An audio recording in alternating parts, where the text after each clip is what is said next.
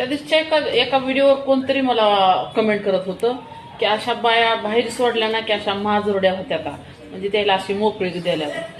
तर बाबा तसं माजोरड्या होत नाहीत रे. बायका हुशार होत्या.